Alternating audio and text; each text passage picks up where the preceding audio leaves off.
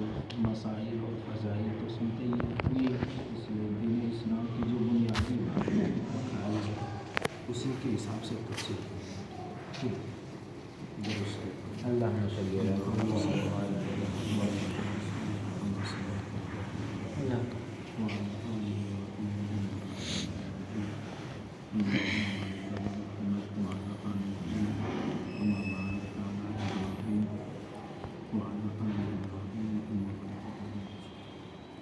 بسم اللہ الرحمن الرحیم والذین یؤمنون بما انزل الیک وما انزل من قبلک، اور وہ لوگ جو ایمان لاتے تھے ان چیزوں پر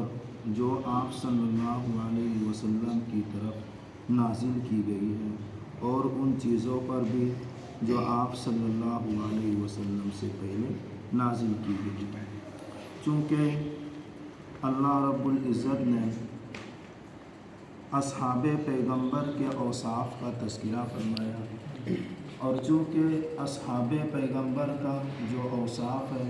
ان اوصاف کو اپنانا اور دستور العمل بنانا بھی ضروری ہے۔ بعض حضرات کہتے ہیں کہ ہم نے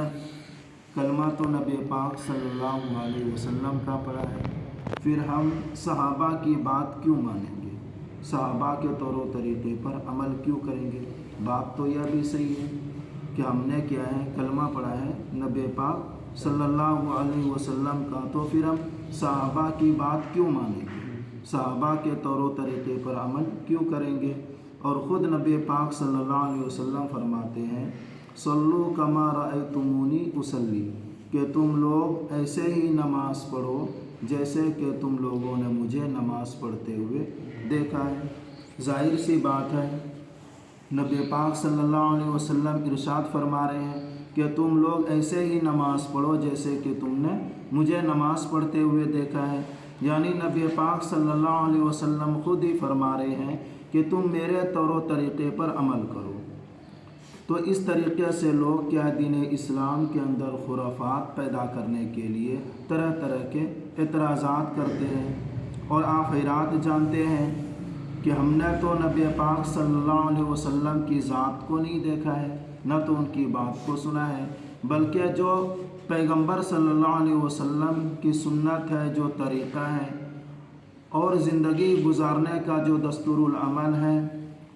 وہ نبی پاک صلی اللہ علیہ وسلم کی ان تمام امور کو اصحاب پیغمبر نے ہی دیکھا ہے۔ اور جب ہم اصحاب پیغمبر نے دیکھا ہے تو ہم تک ان طور و طریقے کو پہنچانے والے اصحاب پیغمبر ہی ہوئے، کیونکہ ہم نے تو نہیں دیکھا ہے بلکہ صحابہ نے دیکھا ہے، اس لیے صحابہ کے طور و طریقے پر عمل کرنا گویا کہ نبی پاک صلی اللہ علیہ وسلم کے طور و طریقے پر عمل کرنا ہے۔ اور اس طریقے سے حدیث کے اندر ہے فَلْيُبَلِّغُ الشَّاهِدُ وَالْغَائِبُ، کہ جو صحابہ موجود ہیں جنہوں نے ہمیں طور و طریقہ کرتے ہوئے دین پر عمل کرتے ہوئے دیکھا ہے، تو ان کو چاہیے کہ جو موجود نہیں ہے، جو غائب ہے، ان تک وہ طور و طریقہ پہنچا دے۔ تو صحابہ کے ذریعے سے ہی ہمارے پاس دین اسلام کے تمام طور و طریقے آئے ہیں، اس لیے طور و طریقے پر عمل کرنے کے لیے، اپنے آپ کو نجات پانے کے لیے، اپنے آپ کو کامیاب بنانے کے لیے صحابہ کے طور و طریقے پر عمل کرنا ضروری ہے۔ والذین یؤمنون، یہاں سے بھی اللہ رب العزت اصحاب پیغمبر صلی اللہ علیہ وسلم کے صحابہ کے اوصاف کو بیان فرماتے ہیں وہ صحابہ ان چیزوں پر بھی ایمان لاتے تھے جو نبی پاک صلی اللہ علیہ وسلم پر نازل کی گئی ہے، یعنی قرآن کریم پر ایمان لاتے تھے، اور آپ صلی اللہ علیہ وسلم سے جو پہلے نازل کی گئی یعنی امت محمدیہ سے پہلے جو امت تھی ان کے لیے جو صحیفے، جو کتاب نازل کی گئی تھی، ان پر بھی ایمان لانا ضروری ہے۔ آخرات جانتے ہیں، جیسے کہ آخرات کو اس سے پہلے بھی بتایا گیا کہ اللہ رب العزت خود فرماتے ہیں والعصر، کہ قسم ہے زمانے کے ان الانسان لفی خسر کہ بے شک وہ انسان کامیاب ہوگا الا الذین آمنوا جن کے عقیدے ٹھیک ہو وعملوا الصالحات اور نیک اعمال کرتا ہو وتواصوا بالحق اور نیک اعمال اور صحیح عقیدے کی دعوت دیتا ہو وتواصوا بالصبر اور صحیح عقیدے اور نیک اعمال کی دعوت دینے میں کوئی تکلیف آتی ہو تو اسے خندہ پیشانی کے ساتھ برداشت کرتا ہو۔ تو یہ جو ماننا اور عقیدہ ہے اس کا تعلق اللہ رب العزت نے دل کے ساتھ رکھا ہے، اور جو اعمال ہے اس کا تعلق اللہ رب العزت نے انسان کے جسم کے ساتھ رکھا ہے۔ تو اور چونکہ عبادت کے اندر کوئی خلل آ جائے، کوئی بگاڑ آ جائے تو ایمان کے اندر کوئی کمی نہیں آتی ہے، لیکن اگر عقیدے کے اندر، ماننے کے امور کے اندر اگر کسی طریقے سے کوتاہی یا کمی آ جائے تو اس کی وجہ سے ہمارا ایمان بھی ضائع اور سلب ہو سکتا ہے۔ جس طریقے سے انسان کو زندہ رہنے کے لیے کیا ہے، دل کا صحیح ہونا ضروری ہے، اعضائے جسم کے اندر کوئی خرابی آ جائے تب بھی انسان زندہ رہتا ہے۔ اسی طریقے سے اگر انسان کو مومن رہنے کے لیے عقیدے کا صحیح ہونا ضروری ہے، اور اگر عبادت کے اندر بھی کوئی کوتاہی ہو جائے تو کیا ہے، تب بھی چل سکتا ہے۔ اسی طریقے سے نبی اللہ رب العزت خود ہی فرماتے ہیں لئن اشرکت لیحبطن عملک ولتکونن من الخاسرین، کہ نبی پاک صلی اللہ علیہ وسلم اگر آپ کے عقیدے کے اندر بھی کوئی کوتاہی آ جائے تو تمہارے تمام اعمال کو ضائع اور غرق کر دیے جائیں گے۔ یعنی اللہ رب العزت کے یہاں ہم جو عبادت کرتے ہیں وہ عبادت تبھی اللہ رب العزت کے بارگاہ میں قابل قبول ہے جب کہ ہمارے عقیدے صحیح ہو۔ تو اسی عقیدے کا تذکرہ کرتے ہوئے اللہ رب العزت صحابہ کے اوصاف کے حوالے سے بیان کرتے ہیں کہ صحابہ ان چیزوں پر بھی ایمان لاتے تھے جو آپ صلی اللہ علیہ وسلم پر نازل کی گئی ہے، اور آپ صلی اللہ علیہ وسلم سے پہلے جو نازل کی گئی ان پر بھی ایمان لاتے تھے۔ آپ صلی اللہ علیہ وسلم پر جو نازل کیا گیا وہ قرآن کریم ہے، اور آپ صلی اللہ علیہ وسلم سے جو پہلے نازل کیا گیا مثلا حضرت عیسیٰ علیہ السلام پر نازل ہونے والی کتاب انجیل، حضرت موسیٰ علیہ السلام پر نازل ہونے والی کتاب توریت ہے، اور حضرت داؤد علیہ السلام پر اترنے والی کتاب وہ زبور ہے۔ تو قرآن کریم سے پہلے بھی توریت، انجیل، زبور وغیرہ آسمانی کتابیں موجود تھی۔ اس کے بعد اللہ رب العزت نے قرآن کریم کو نازل فرمایا، اور اس کے بارے میں کیا فرماتے ہیں اللہ رب العزت کہ ان چیزوں پر بھی ایمان لانا ضروری ہے جو آپ پر نازل کی گئی ہے، اور ان چیزوں پر بھی ایمان لانا ضروری ہے جو آپ صلی اللہ علیہ وسلم پر نازل کی گئی ہے، آپ صلی اللہ علیہ وسلم سے پہلے نازل کی گئی، ان تمام پر ایمان لانا کیا ہے، ضروری ہے۔ اس کا مطلب یہ ہے کہ ہم اور آپ کے ذمہ اور عقیدہ یہ ہونا چاہیے کہ جس طریقے سے قرآن کریم برحق ہے اسی طریقے سے اللہ رب العزت نے قرآن کریم سے پہلے توریت، انجیل، زبور وغیرہ کا نزول فرمایا تو وہ بھی برحق ہے، اور اسی کی قرآن کریم نے ہمیں تعلیم بھی دی ہے کہ ان سب کے درمیان ہمیں کوئی فرق نہیں کرنا چاہیے، لا نفرق بین احد منہم، کہ ان میں سے کسی کے درمیان تفریق اور فرق کو بیان نہیں کرنا چاہیے۔ تو ہمارے یہاں قرآن کریم بھی برحق ہے، اور قرآن کریم سے پہلے جتنی بھی آسمانی کتابیں ہیں یا صحیفے ہیں ان تمام کے تمام بھی برحق ہے۔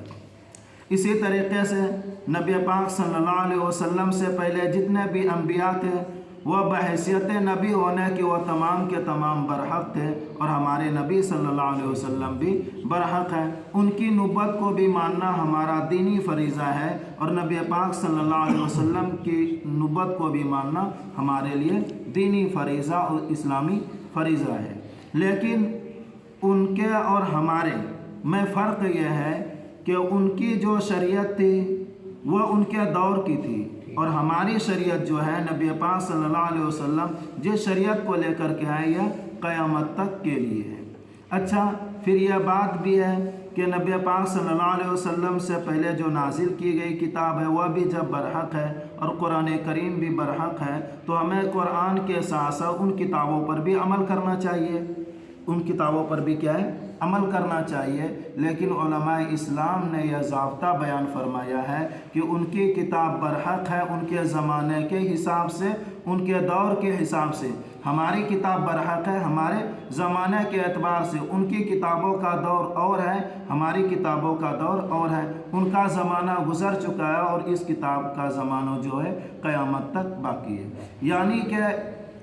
पहले कुरान करीम से पहले जो किताबें थी और उन किताबों के अंदर जो अहकामात बयान किए गए थे वह तमाम के तमाम अहकामात मनसूख हो गई है। यानी मतलब यह है कि नबी पाक सल्लल्लाहु अलैहि वसल्लम पर कुरान करीम के नाज़िल होने के बाद अब जो इंसान नजात चाहता है, जो इंसान कामयाबी चाहता है, जो इंसान अल्लाह का महबूब बनना चाहता है, दुखूल जन्नत चाहता है, तो वह कामयाबी उनकी शरीयत पर अमल करने से नहीं, उनकी किताब पर अमल करने से नहीं, बल्कि कामयाबी मिलेगी तो कुरान करीम पर अमल करने की वजह से ही। लेकिन बहुत सारे यहूदी उलमा भी और नसारा उलमा यह कहते हैं कि हमारी किताब भी आसमानी है, तुम्हारी किताब भी आसमानी है। जिस तरीक़े से तुम दुनिया के अंदर कुरान करीम के अहकामात के मुताबिक तुम चलते हो, इसी तरीक़े से हमारी जो किताब है उनके अहकामात के मुताबिक क्या तुम्हें ज़िंदगी गुजारनी चाहिए। उनकी बात भी क्या है, सही है, तो उनकी किताब भी आसमानी है और हमारी किताब भी क्या है, आसमानी है। तो उनकी किताब जिस तरीके से अपनी किताब पर कुरान करीम पर अमल करते हैं तो उनकी किताब पर भी हमें अमल करना चाहिए। लेकिन हमारे उलमाए इस्लाम यह फरमाते हैं उनकी किताब जो है वह हमारे एतबार से नाक़िस नामुकम्मल है, और चूँकि हमारी किताब जो है कुरान करीम है यह कामिल और मुकम्मल है। जैसा कि अल्लाह रब्बुल इज़्ज़त खुद ही फरमाते हैं, अल-यौम अकमलतु लकुम दीनकुम व अतममतु अलैकुम निअमती व रज़ीतु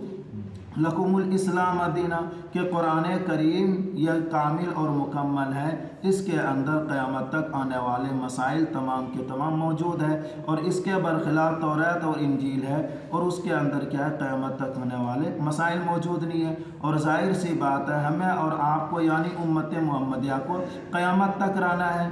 और क़यामत तक रहने के लिए क़यामत तक मसले भी पेश आएंगे, मसाइल भी पेश आएंगे। तो उन मसाइल के हल होने के लिए क्या हमें ऐसे दस्तूर और ऐसे किताब की ज़रूरत है जिसके अंदर क़यामत तक आने वाले मसाइल का हल बता दे। तो तौरात के अंदर क़यामत तक आने वाले मसाइल मौजूद नहीं, इंजील और ज़बूर के अंदर भी क़यामत तक आने वाले मसाइल मौजूद नहीं, लेकिन कुरान करीम के अंदर इस उम्मत मुहम्मदिया के हिसाब से क़यामत तक आने वाले तमाम मसाइल का हल मौजूद नहीं है।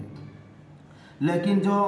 दिन का दर्द रखते हैं लेकिन दिन का इल्म नहीं रखते हैं, वह हज़रात उलमाए यहूदीन में से यह भी कहते हैं कि जिस तरीके से हमारे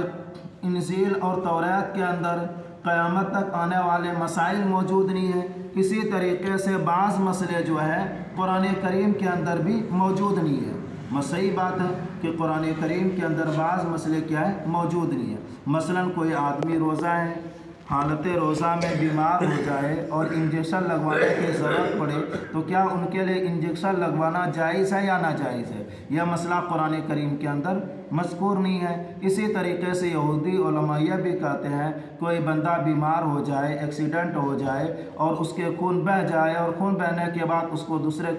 इंसान की खून की ज़रूरत हो, तो जब एक इंसान अपना खून दूसरे इंसान के जिस्म में मुंतकिल करे तो यह मुंतकिल करना सही है या ना सही है, जायज़ है या नाजायज़ है, यह मसला कुरान करीम के अंदर मौजूद नहीं है। तो यहूदी लोग, नसारा लोग यह कहते हैं कि जिस तरीके से हमारी किताबों के अंदर क़यामत तक आने वाले मसाइल मौजूद नहीं है, उसी तरीके से कुरान करीम के अंदर भी क्या है, क़यामत तक आने वाले मसाइल मौजूद नहीं है। लेकिन चूँकि अल्लाह रब्बुल इज़्ज़त ने कुरान करीम के बारे में ऐलान फरमाया कि यह कुरान करीम कामिल और मुकम्मल है, इस किताब के अंदर क़यामत तक आने वाले मसाइल मौजूद हैं। वह किस तरीके से, मसलन कुरान करीम है और कुरान करीम की वजाहत और शरह करने के लिए नबी पाक सल्लल्लाहु अलैहि वसल्लम की हदीस है। یعنی قرآن کریم ہے، اور اس قرآن کریم کی وضاحت کرنے والی وہ نبی پاک صلی اللہ علیہ وسلم کی وضاحت ہے۔ اور اسی طریقے سے تورات اور انجیل اور زبور بھی ہے، یہ کتاب بھی موجود ہے لیکن ان کی شرح موجود نہیں ہے۔ ان کی شرح کیا ہے؟ ان کی وضاحت موجود نہیں ہے۔ اور اسی طریقے سے اللہ رب العزت نے جس طریقے سے قرآن کریم کو نازل فرمایا، اسی طریقے سے تورات انجیل زبور کا بھی نزول فرمایا، لیکن تورات انجیل زبور اپنی اصلی شکل و صورت میں موجود نہیں ہے، لیکن قرآن کریم کیا ہے؟ اپنی اصلی شکل و صورت میں موجود ہے۔ اور جس طریقے سے اپنی اصلی شکل و صورت میں موجود ہے، اسی طریقے سے قرآن کریم کی وضاحت اور شرح بھی موجود ہے، لیکن تورات اور انجیل اور زبور کی وضاحت موجود نہیں ہے۔ یعنی کہ قرآن کریم کی وضاحت نبی پاک صلی اللہ علیہ وسلم نے اپنی احادیث مبارکہ کے اندر بیان فرمائی ہے۔ اسی طریقے سے تورات اور انجیل اور زبور یہ جیسی کتابیں جن کے جس نبی کے اوپر نازل ہوئی ہے کتاب، انہوں نے ان کی وضاحت نہیں کی۔ وضاحت تو کی ہے، لیکن وہ وضاحت وہ شرح ان لوگوں کے پاس اپنی اصلی شکل و صورت میں موجود نہیں ہے۔ تو خلاصہ کے طور پر کہنے کا مطلب یہ ہے کہ قرآن کریم کو بھی ماننا برحق ہے، ضروری ہے، اور اسی طریقے سے تورات انجیل اور زبور اور دیگر انبیاء کے اوپر جو صحیفے نازل کیے گئے ان پر بھی ایمان لانا، ان سب کو بھی ماننا ضروری ہے۔ لیکن ماننے کے اندر کوئی فرق نہیں ہونا چاہیے۔ ہم جو عمل کریں گے ہم قرآن کے مطابق کریں گے، اور دیگر جو کتب ہے ان دیگر کتب کے اندر جو احکامات ہیں وہ احکامات منسوخ ہے، یعنی کہ اب جو کامیابی حاصل ہوگی وہ قرآن کریم پر عمل کرنے سے ہی ہے۔ اور اللہ رب العزت نے قرآن کریم کے اندر یہ ضابطہ بھی بیان فرمایا ہے۔ قرآن کریم نے کیا ہے؟ ہمیں ضابطہ عطا فرمایا ہے کہ اگر تمہیں کوئی مسئلہ پیش آ جائے، اگر اس مسئلے کے حل تمہارے پاس موجود نہیں ہے، تو اللہ رب العزت فرماتے ہیں وَمَا آتَاكُمُ الرَّسُولُ فَخُذُوهُ وَمَا نَهَاكُمْ عَنْهُ فَانْتَهُوا، کہ نبی پاک صلی اللہ علیہ وسلم نے جو تمہیں عطا کیا ہے وہ تم لے لو۔ یعنی قرآن کریم کے اندر اگر مسئلہ موجود نہیں ہے، اگر نبی پاک صلی اللہ علیہ وسلم نے اپنی حدیث کے اندر اس مسئلے کا تذکرہ فرمایا ہو، اس مسئلے کی وضاحت کی ہو، تو پھر وہ مسئلہ حدیث سے لے لے۔ اور اسی طریقے سے اللہ رب العزت فرماتے ہیں اتبعوا ما انزل الیکم من ربکم، کہ تمہارے لیے اللہ رب العزت نے تمہارے طرف قرآن کریم کو نازل فرمایا۔ یعنی اگر تمہیں کوئی مسئلہ پیش آ جائے تو مسئلے کے حل کے لیے تم قرآن کریم کھول کر کے دیکھ لو، قرآن کریم تمہیں مسئلہ بیان کر دے گا۔ اسی طریقے سے اللہ رب العزت فرماتے ہیں قُلْ إِن كُنتُمْ تُحِبُّونَ اللَّهَ فَاتَّبِعُونِي يُحْبِبْكُمُ اللَّهُ وَيَغْفِرْ لَكُمْ، کہ اگر تمہیں مسئلہ پیش آ جائے اور اس مسئلے کا حل قرآن کریم کے اندر موجود نہ ہو، تو اللہ رب العزت فرماتے ہیں اگر تم اللہ سے محبت کرنا چاہتے ہو، اللہ سے محبت لینا چاہتے ہو، اللہ کا محبوب بننا چاہتے ہو، فَاتَّبِعُونِي، تو میرے نبی صلی اللہ علیہ وسلم کی اتباع کر لو۔ یعنی اگر قرآن کے اندر مسئلہ نہ ملے تو تم کیا ہے؟ نبی پاک صلی اللہ علیہ وسلم نے جو مسئلہ بیان فرمایا ہے اس کے مطابق تم عمل کر لو، مسئلے کا حل نبی پاک صلی اللہ علیہ وسلم کی سنت کے اندر مل جائے گا۔ اسی طریقے سے اگر کوئی مسئلہ کہ اس امت کو قیامت تک رہنا ہے، اور قیامت تک رہنے کے لیے قیامت تک مسائل بھی پیش آئیں گے، اور مسائل کے حل کے لیے کیا ہمیں ضابطہ اور طریقہ اور قانون کا بھی ہونا ضروری ہے۔ تو اسی طریقے سے اللہ رب العزت فرماتے ہیں کہ وَمَن يُشَاقِقِ الرَّسُولَ مِن بَعْدِ مَا تَبَيَّنَ الْهُدَىٰ وَيَتَّبِعْ غَيْرَ سَبِيلِ الْمُؤْمِنِينَ،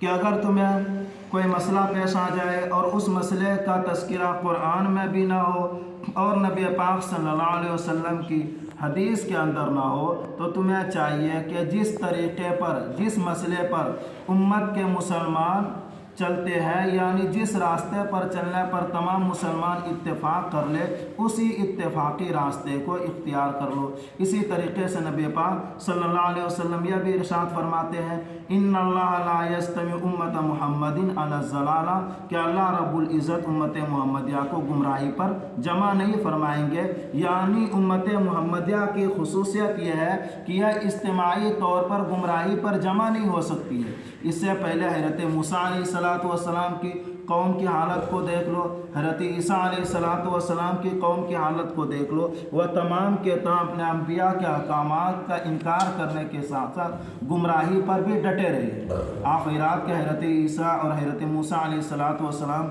کی قوموں کے قصے اور کہانی وغیرہ سنتے ہی ہوں گے کہ وہ تمام کے تمام کیا ہے گمراہی پر جمع ہو جایا کرتی تھی، اور اسی گمراہی کو اپنا کر کے اپنے زمانے کے نبی سے بھی مقابلہ کرنے کے لیے وہ قوم تیار ہو جاتی تھی۔ آپ تاریخ اٹھا کر کے دیکھیں گے، انہوں نے اپنے نبی کو مار کر کے کنویں کے اندر ڈال دیا ہے، خون سے لب و لبریز کر دیے۔ اس طریقے سے واقعات ملتے ہیں، لیکن امت محمدیہ کی خصوصیت یہ ہے کہ ان اللہ لا یستمی امت محمد علی الضلالہ، کہ امت محمدیہ کبھی بھی گمراہی پر جمع نہیں ہو سکتی ہے۔ مطلب یہ ہے کہ اگر مسئلہ قرآن میں بھی نہ ہو، حدیث کے اندر بھی نہ ہو، تو جس راستے پر جس مسئلے پر تمام مسلمان اتفاق کر لے تو اسی اتفاقی راستے کو اختیار کر لو، تو یہ بھی کیا ہے مسئلے کا حل اس سے بھی نکل جائے گا۔ اسی طریقے سے اللہ رب العزت فرماتے ہیں اگر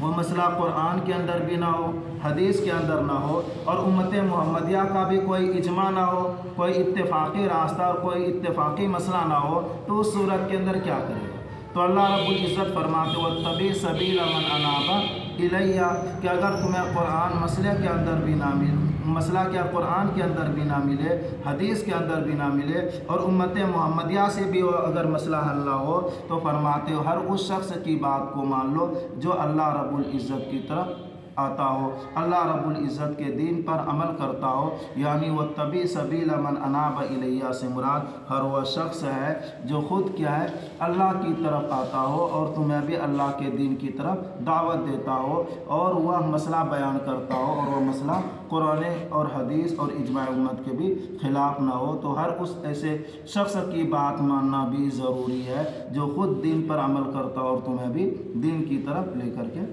جاتا ہو۔ تو اللہ رب العزت نے والذین یؤمنون بما انزل الیک وما انزل من قبلک، کہ وہ لوگ جو ایمان لاتے تھے ان چیزوں پر جو آپ کی طرف نازل کی گئی ہے، اور ان چیزوں پر بھی جو آپ سے پہلے، یعنی ان پر بھی ایمان لانا ضروری ہے اور قرآن کریم پر بھی ایمان لانا ضروری ہے، لیکن دستور العمل یہ قرآن کریم ہی ہے، اور ان کے احکامات، ان کی شریعت اور ان کی کتابیں منسوخ ہو گئی ہے، لیکن ان کی کتابیں برحق ہے۔ بس یہی تک رہنے